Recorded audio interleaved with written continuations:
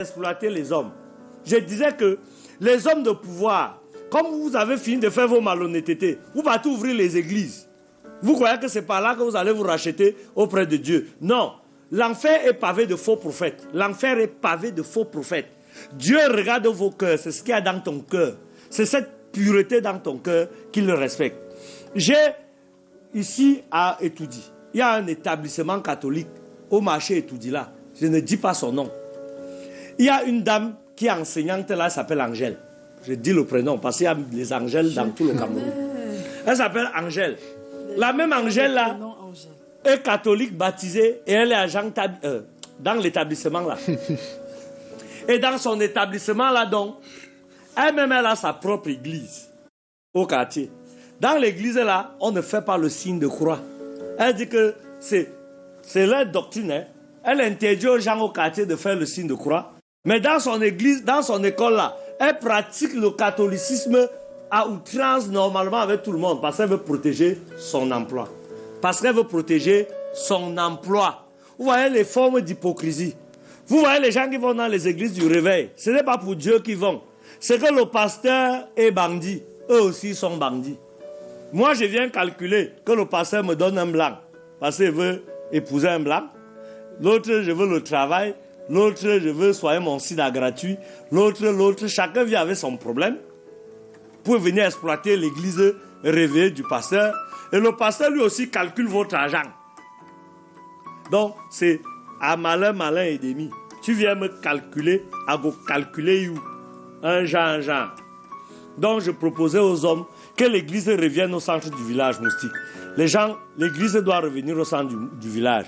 Tous les pasteurs sont les bonbons pasteurs. Ce que vous voyez là, c'est des malhonnêtes. Un pasteur est formé. On sait où il se forme. C'est après le bac que tu rentres à la faculté de théologie pour faire au moins 7 ans, pour apprendre, pour voir, pour comprendre. Et même quand tu as fini d'être formé pasteur à la faculté de théologie, ce n'est pas ça qui fait de toi un berger. Hein. Ce n'est pas de ça qu'il s'agit. Parce qu'il faut même que tu sois ouin. Que tu sois ouin. Que tu aies l'onction divine. Ce n'est pas que tu pars dormir sans manger. Tu fais un cauchemar. Le matin, tu te réveilles, tu dis que Dieu t'a parlé. Du coup, là, tu prends le garage du voisin. Tu achètes les chaises en plastique. Tu cherches 2 baffles. Crier sur la montagne. Crier sur la montagne. Tu es devenu pasteur. Comment? Pour sortir moustique. À Eligedjoa, mon quartier. J'avais un voisin qui avait violé un petit garçon de 9 ans. Ses parents l'ont attrapé aux toilettes avec le petit garçon et son savon en pleine action. On l'a arrêté, on l'a amené en prison. Il n'y a personne qui parle de la Bible plus que lui. Je vous dis que le gars là te parle de la Bible. Tu dis que beignet haricot, il te dit que dans l'évangile de Matthieu, le beignet haricot, il te sort tout. Tout dit un mot, il te sort l'évangile. Je vous dis que la prison est un grand centre de fabrication de pasteurs. Parce que tu as tout ton temps pour apprendre à lire la Bible là-bas.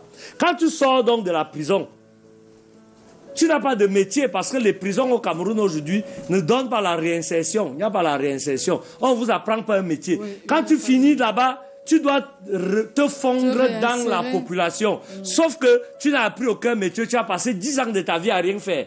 Tout ce que tu as, c'est ta Bible, moustique. Quand il ressort, il veut s'occuper, il veut manger. Tout le monde veut le nyama. Comme il maîtrise la Bible, il devient pasteur.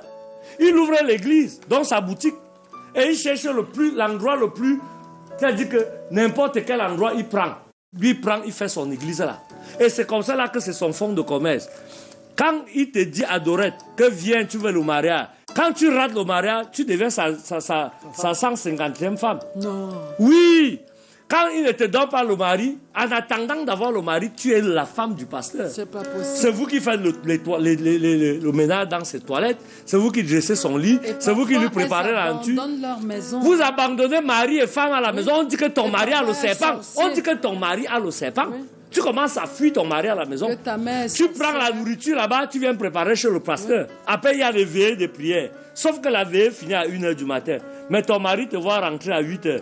Tu as fait quoi entre 1h du matin? Tu dormais où? Sur les blancs de l'église? Non, dans le lit du pasteur. Parce que chaque fille là a son tour chez le pasteur. Il faut arrêter ça, Dieu va vous punir.